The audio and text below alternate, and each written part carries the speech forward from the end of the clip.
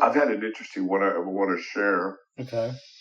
I don't know how much I've talked about it on Twitter, but basically, it's when you truly know that the future and the past occupy precisely the same space, which is imagined space. Mm-hmm.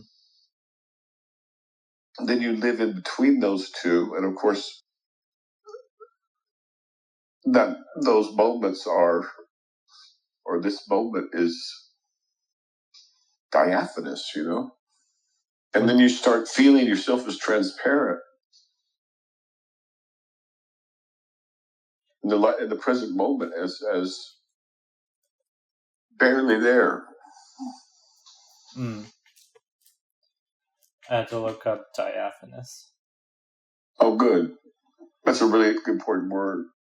Especially a fabric, light, delicate, and translucent. Yeah, it's also exists in biology, a diaphanous membrane. Another synonym is gossamer. Look up gossamer.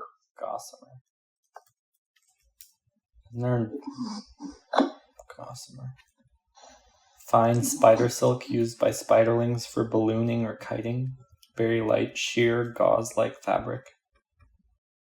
Yeah, also kind of diaphanous. When I think of diaphanous, I think kind of like of silk. Very fine silk you can see right through. So anyway, living here, and there's not really even a here there, is a very interesting place to live, a more accurate place to live. But you see, now I'm an older person, so I have the advantage of knowing how much of my memory is just.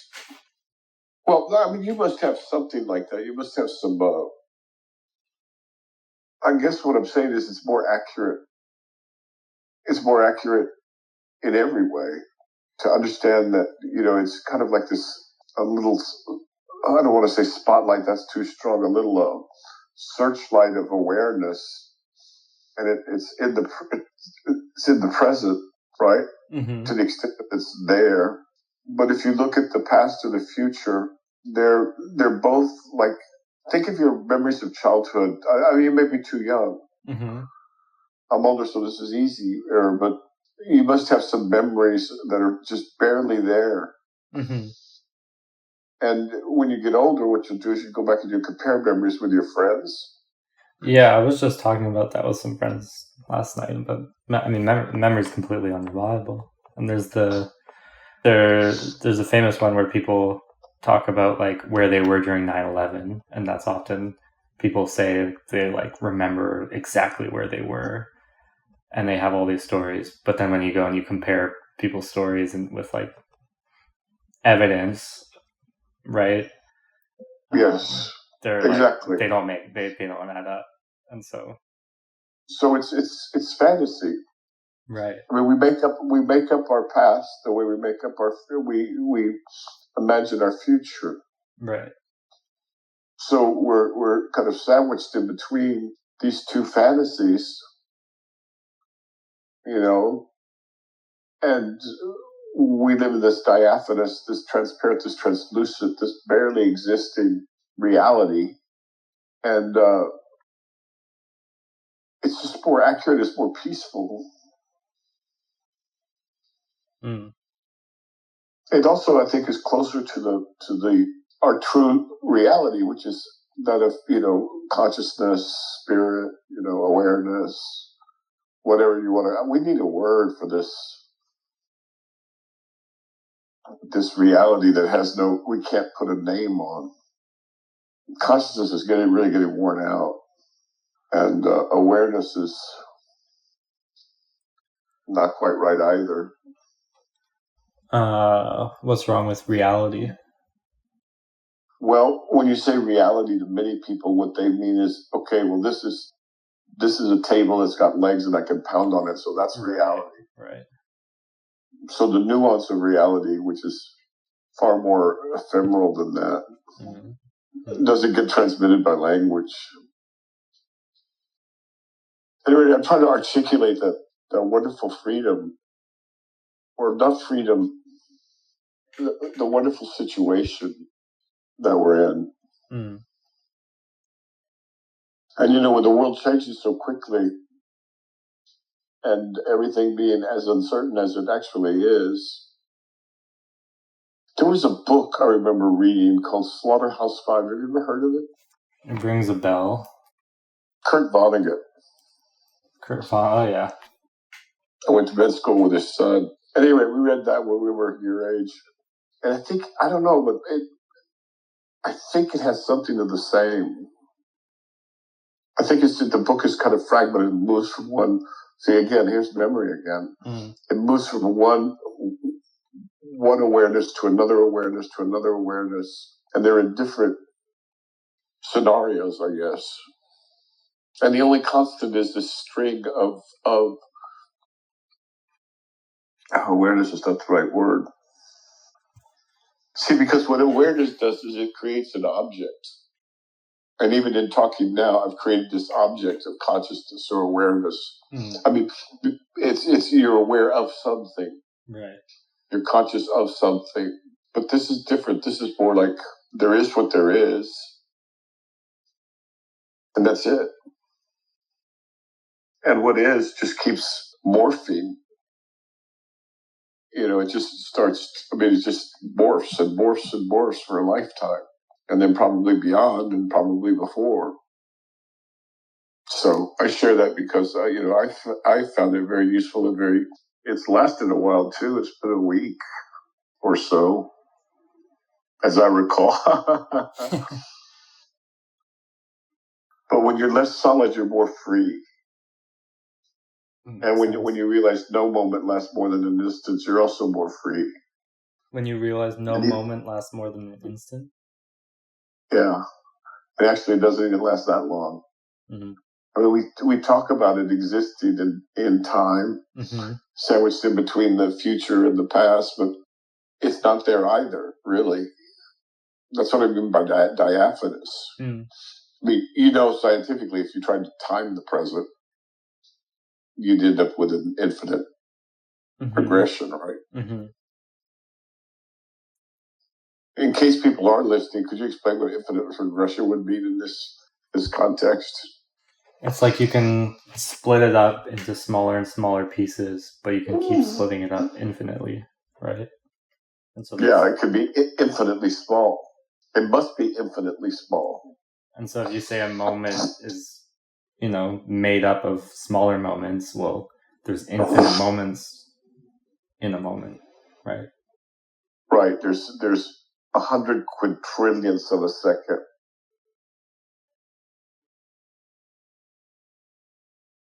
100th of a quadrillionth of a second. And this is where the flower ornament, the Avatamsaka, it's useful when you're doing these visualizations. So by the way, I recommend the latest chapter, To Shoot a Heaven. There's a great stuff in there. So when you start to visualize this stuff, you realize that if you try and visualize it concretely, you're gonna get hammered.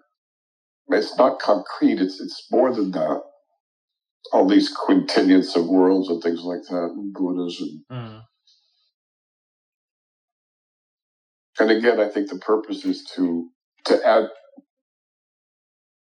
scope and scale and flexibility to the human mind. Otherwise, we just suffer. Yeah. So.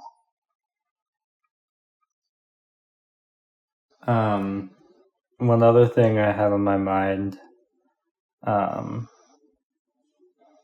I was thinking today a little bit about the Tonal and the Nagual. Okay. And so it came to mind. So because last night I was out with my girlfriend and we stopped at a little night market, and there was What's that? Yeah, go ahead. I'm just wondering if anybody listening, in case someone is, are familiar with those terms. Okay, well, let me give the backstory and then. All right, go ahead. So we went to this little night market and there was a woman there doing tarot readings, and so we Tarot, I think is tarot. That's at least I know how we used to pronounce it, but I don't know. Anyways, so we sat down and we had one done for the two of us. With cards? With cards. Yeah, with cards, right? Yeah. Okay, good. Yeah, and like part of me kind of dismisses it, but I entertained it, and it was quite interesting, at a certain level. It is very interesting, and at several levels, none of which are the ones that people usually approach it with. Yeah. What do you mean by that? Well, if you're going to get a reading, you don't go there because you want to tell the future. No. You go there because you want to see what another human being can read about you just from being in your presence. Yeah. And the cards will give her a vehicle to say whatever she wants, pretty much. Right. And it's a lot like lateral thinking. I recommend learning how to use a tarot. It doesn't take long. Mm-hmm. And not because you use tarot to tell future or because the cards are magical or anything like that.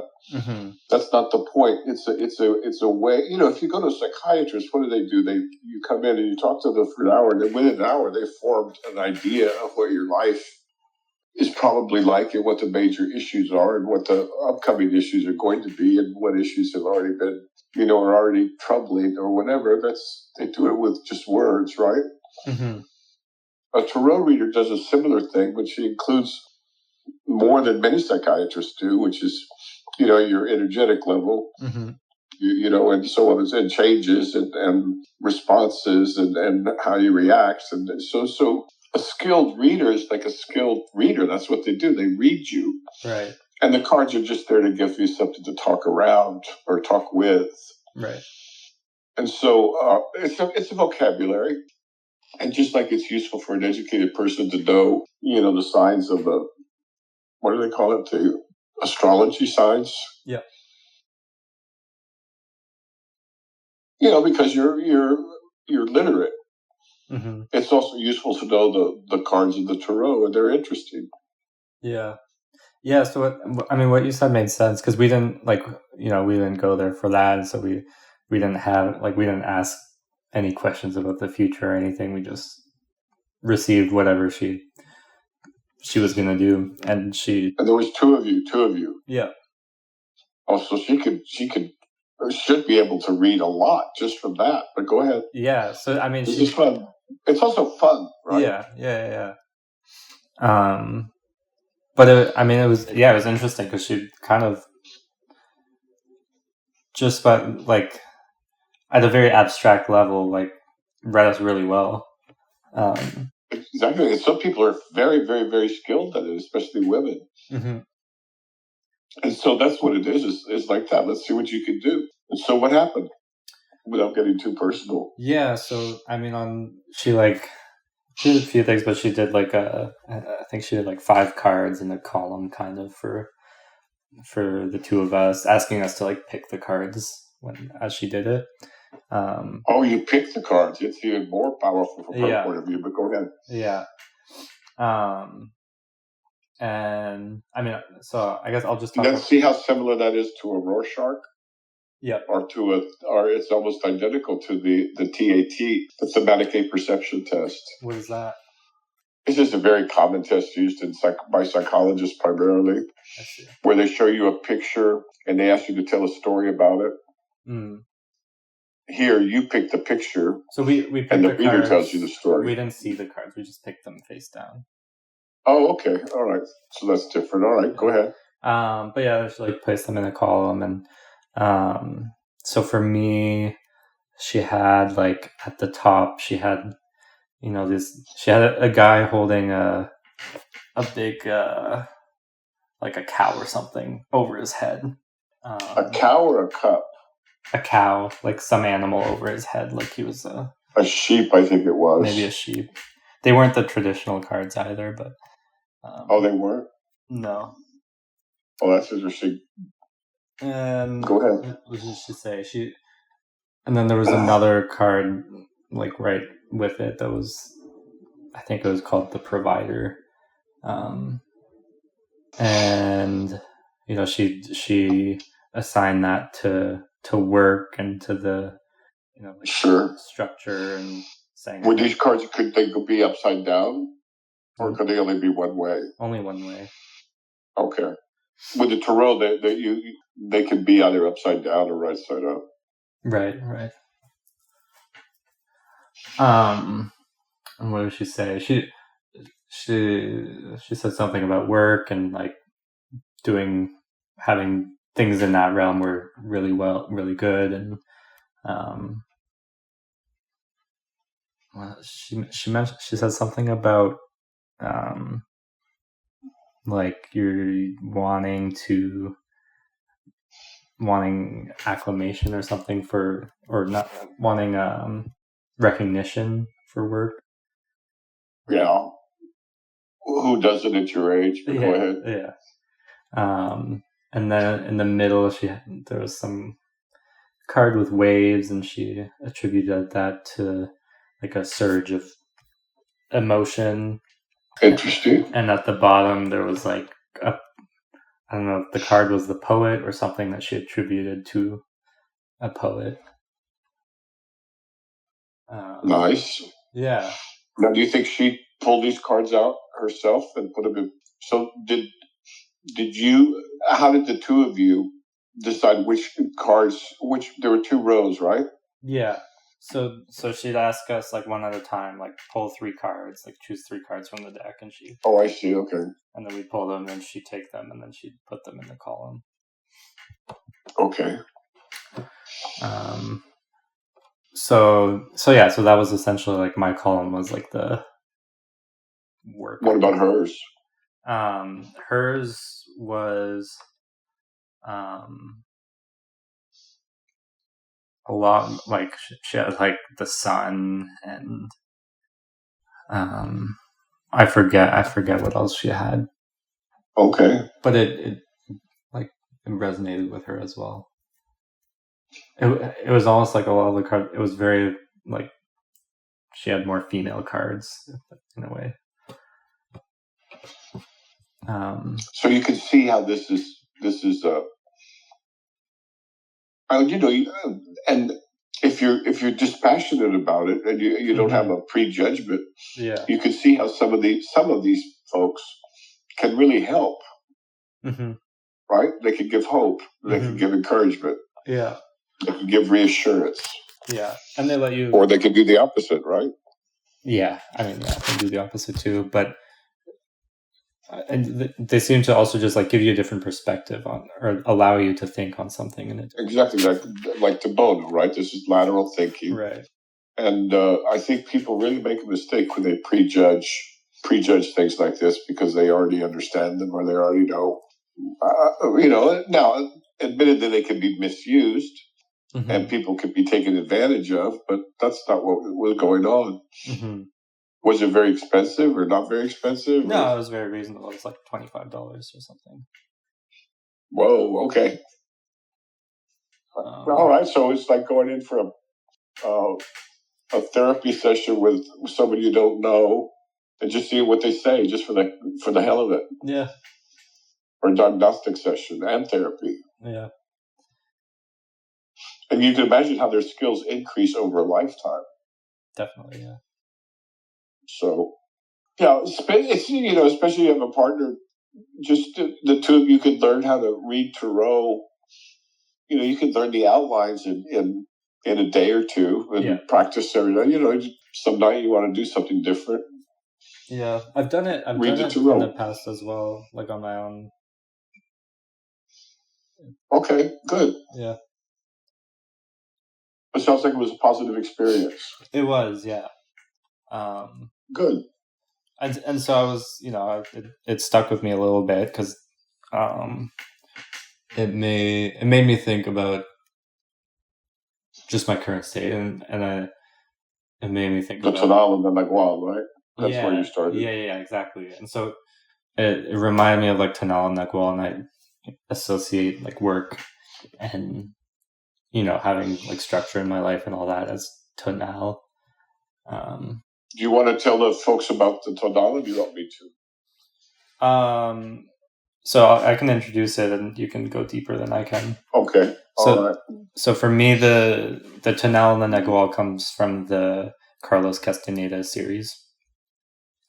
And I'd call it the Don Juan series. The Don Juan series. Yeah, that the Castaneda wrote about. Yeah. I really should think the focus should be taken off of Carlos. Right. And placed on Juan and Gennaro. But go ahead. Right.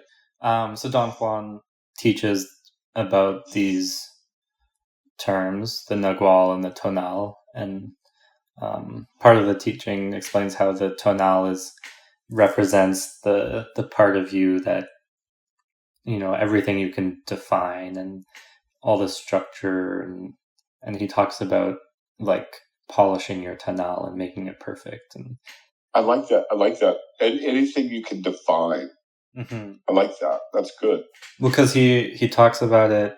I remember a scene where he's talking about it for the first time, and they're at a cafe and he has a table, and he, everything he puts on the table, he's like, this is all the Tonal. And exactly. And so that's the way he describes it. There's another way to use it, which is to call it the heart, mind, body, and soul of a person. Okay. And the reason that's useful is that people know when their heart, their mind, their body, and their soul are pointed in different directions. Mm-hmm. And to be successful in this world, and as a human being, and especially as a Dharma student, you have to have your heart, your mind, and your body, and your soul all pointed in the same direction. And so the first order of business of, say, a psychotherapy, would to make sure that your heart and your mind are pointed in the same direction, and that your body is going along and being cared for in that way, and that your spirit or your soul or your alma or whatever you want to call it is also aligned. It's like Taoism 101. Right. And that's where the Tonal becomes useful as an instrument for people to evaluate themselves, their life, and what needs to change. Mm. Now, Don Juan doesn't use it that way, but that's just another way to use it. Okay. All right, so the Tonal, but I like that. Anything that can be defined, anything you can put a word on. Mm-hmm. All right, what about the Nagual? And then the Nagual is a lot more mysterious, and it's like, it's like the Tao comes to mind. Like when you look at it, you don't see it. Right? Yes. Very good. Excellent. Yeah. Or the entire mystery of this universe. Right. Or these universes. Or God. Or the Spirit, or the Holy Spirit, or whatever you want that you can't really name. But all those things that he showed on the table, the salt shaker, the pepper shaker, the knife and the fork, all those things rested on or in the Nagual. Mm. But the Nagual is now that word Nagual is used very, very differently depending on what part of Mexico you go to. Mm. And in many parts of Mexico, Nagual just means shapeshifter. Okay. But he used it very differently to refer to that principle of divine intelligence and inspiration and movement that you cannot. The Nagual that can be named is not the eternal Nagual. Mm-hmm. Right, very good comparison with the Tao. Okay, yeah, I can see why that would come to mind. Of course, the Nagual ultimately is all there is. Right. We create the world we dream the world with our eyes and our ears and our, right. And I guess I'm not too sure how to think about it, or how to, so the Tonal, it seems like it's obvious to me. Polishing your Tonal is obvious. Like it makes sense. Right. Make sure your heart, mind, body, and soul are all aligned. Mm-hmm. Make sure you're standing up straight. Who does a lot of Nagual polishing is who's that? Jordan Peterson. Yeah. That guy who's in so much trouble these days. So basically, his whole shtick is polishing your Nagual. Right. He doesn't talk about it that way, But if you don't have yourself aligned and pointed in one direction, you're not going to get very far. Mm-hmm. And then if you look at people who do have their tonal pointed in one direction, the world steps aside for a man who knows where he's going. Mm-hmm. So also, if you want to wake up, everything's got to be pointed in that direction. Mm-hmm. Not in an obsessive way, but in a correct way, right? Right. You go correct. If you want to be a gang leader, everything has to be aligned. Right. So, okay. Anyway, that's good. But yeah, and then when I think about, so going back to the cards, she talked about the poet and I don't know if she said this, but there's kind of like this idea of like that aspect being needing work or something, or wanting to be the musician. The musician, the poet. Right. And like, I'm a musician, but these days I haven't been playing much music like I used to. And well, maybe that's the fact that you read that into it means that maybe you do need to spend more time. Mm-hmm. But it's not just about music. It's about that. And I want to say like the relationship with talking about it is difficult, but like the relationship with the Nagual or the Dower, like that more. Yeah. Okay. So it's poetry. Yeah. But because you're only going to be able to do that with poetry. Pretty much. I mean, poetry. What is poetry? The definition, I think, of poetry is it puts in words that which cannot be put into words. I mean, that's real poetry, right? That's why it makes us weep. Out of recognition. I mean, we're not talking about making rhymes. We're not talking about an AI poetry. We're talking about a human putting into words something that can't be put into words.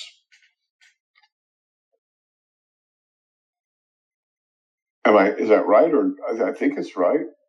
I think so. But there's also... And music can do that sometimes too. I mean, if you listen to Bach or you listen to, Hendrix, some Hendrix, or you listen to some, Beatles, you find that they're able to articulate things that we can't articulate. Yeah. And there's something like about putting your entire being into it or being able to... Absolutely. Being able to do that. Yeah, it's like washing your soul clean if you can find the time to put everything you can into an art, especially, I suppose the same for the science, where you cease to exist because you're too busy making the art or being the art or creating the art or whatever. I can't articulate it, but you and I both know times when you're lost completely. You're not even there. Mm-hmm. You're being moved by the art, towards the art, whatever the art may be. Yeah. I mean, that's what art is. That's why it's so valuable and so cherished and so precious. It's unless you spend a lifetime cultivating that, which some people have done, but most of us can't or don't. Mm-hmm. You only get these moments, maybe a few hours, maybe a few days or a few weeks or something. I don't know. But those are really, really precious in life. You'll remember those long after everything else has faded. Seriously, even though you weren't there, you'll remember having been there when you're an old man. Those are really special islands in this world that's moving so fast. Because everything goes quiet too. Mm-hmm. So those are certainly worth. If you look at not all of them, but many of the greatest mystics in our history, spent their time with poetry, or with writing, or with something. And thank God they did, because that's some of their best stuff. Look at Rumi or Ghazali or all the Sufi poets. Even Plato has his moments. So that's the other thing that's really beautiful about the the spiritual quest or the quest for truth, it does not preclude, in fact, it includes, moments of great art, great poetry, great science, great literature, for some people. So don't neglect that. Mm-hmm. That's your soul saying, "Hey, I need to chime in here too. I can't just be dealing with insurance and taxes and yeah. deductibles. That's not what we were meant for. Humanity. Right. People say, "Well, what are we going to do when there's no more work?" Okay, that's kind of the silliest question I can imagine. Well, I mean, it's almost like, it's a reflection of our entire society, because our entire society is neglecting that. Oh, yes, and we have a very sick, a very ill and psychologically sick society. I mean, obviously, we're careening off the edge here. It's happened before. I suppose it'll happen to us, but who knows how long it'll take. Hopefully, I don't know whether to hope for a while or to hope for not a while. But then, just like you have a forest fire, then, the next year you have these little green sprouts, and then 10 years later you have a young forest. And that's the way of the way. I mean, that's the natural order. And I don't think we're going to be able to escape that as much as we may want to. Everything that has a beginning must have an end. Right? Yeah. Whether we like it or not. Yeah. So, yeah, so as you're going through, all the harassment that life brings, you know what I'm talking about, right? Yeah, I know what you're talking about. All the just harassment. Just remember who and what you are, and you'll be fine. Right. And if you can keep your mind, if you can keep your wits while you're doing that, then you're powerful. Mm-hmm. If you can imagine keeping conscious, calm, peaceful, and generating love while you're dealing with customer service on the phone, right, after you've waited for 45 minutes, that's some real power you've generated there. I mean, that's some real capacity. Mm-hmm. Or just think about the Dalai Lama when the Chinese were destroying his people, his religion, his sacred buildings and monuments, and to this day he considers them. He's very clear about it. My greatest teachers were the Chinese, because they taught him patience, forbearance, strength. Now, people may not be familiar with the situation, so they may think he was a coward or something like that. But there was no way that Tibetans could resist that. I mean, it was the Mongol hordes, basically. Yeah. Well, it sounds like you're making progress. Yeah. I'm glad you took time out to do a tarot reading, and it's good not to have a closed mind. Right. And to see what good you can find, or what insight you can find, or what different way of looking at the world you can find from all the peculiar ways that people do that, in different cultures, so on and so forth. Yeah. As opposed to judging them, as ignorant and backwards. The other, maybe a month ago now, we went to, a friend was hosting a guy who did horoscope stuff, astrology, and he did like a sound bath. A sound bath? Yeah. What's a sound bath? So he just has a bunch of, different bells and... Okay. That's a harder one for me. I have a harder time with horoscopes. So that's exactly what I was getting to. Yeah, I think it's because... I tried having an open mind, but... Sometimes horoscope people, they're very, very definitive. And they can be very, very, they have very strong lines that they draw. Mm-hmm. And there's a level of certainty that's, I think, unwarranted. And I don't know, but if I was completely from another culture, right? Not this one, which has been, we have horoscopes in the newspaper. We have horoscopes everywhere, right? Yeah. So everything gets trashed if it's used in the wrong way. Yeah. But sometimes you wonder, what was the truth? Was there some kind of truth to... I mean, I'm sure that the first people that said, hey, the moon has an effect on human beings. Right. Which it certainly does, just like it does the tides. Right. That sounds pretty crazy. At any rate, I find horoscopes a lot harder than tarot. Yeah. I've never been able to get much out of horoscopes. Yeah. Except it makes people excited and oftentimes makes them feel like they may know more than they do. But I'm generalizing, right? Who knows? Right.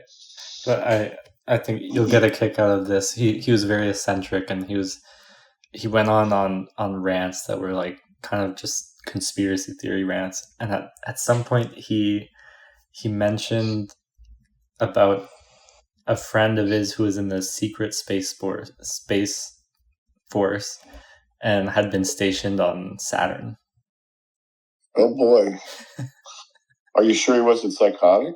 Schizophrenic? He seemed not psychotic. Well, I saw something recently and it made me think about it. If you think about, Tom Cruise seems like a pretty reasonable guy when you look at his movies, right? They're Right. very, very successful. Right. If you look at the belief system of the Scientologists, I asked the AI about this, at the highest level, man, it gets pretty wild out there, with the thetas and the planting humans on the earth in a volcano or something like that. Right. And imprisoning them and this, that. Now you got to do this. It costs like $200,000 minimum to get these secret teachings about the secret leader in some other galaxy or something. Well, it sounds pretty crazy to me. Right. Well, what do you make of a guy like Tom Cruise, who's like obviously very successful and very competent at what he does, but then he's wrapped up in that? Well, first of all, I don't know the extent to which he considers it literally, so I don't want to speak about that. Right. And secondly, he's a hard worker. He's consistent. He knows what he wants to do. Mm-hmm. Right? And that counts for a lot. You can have some pretty crazy beliefs if you've got those attributes. Right. And as far as I know, he doesn't proselytize, does he? Too much? I don't know. Except he's against pharmaceutical drugs, which I can understand. So I'd say I can't say anything. I don't know. You'd have to talk to him and say, no, he could say, oh yeah, the whole thing's just a metaphor. Right. So you don't know. Right. Fair enough. At any rate, this world is a wonderful one to explore, and you can't explore it if you've got a closed, bigoted mind. And using the true definition of bigotry, which is having a closed mind, right? Right. So it doesn't sound like you're in danger of that, so that's good. All right, well, have good travels. Thank you. All right, take good care. All right, thank you. All right, ciao. Bye.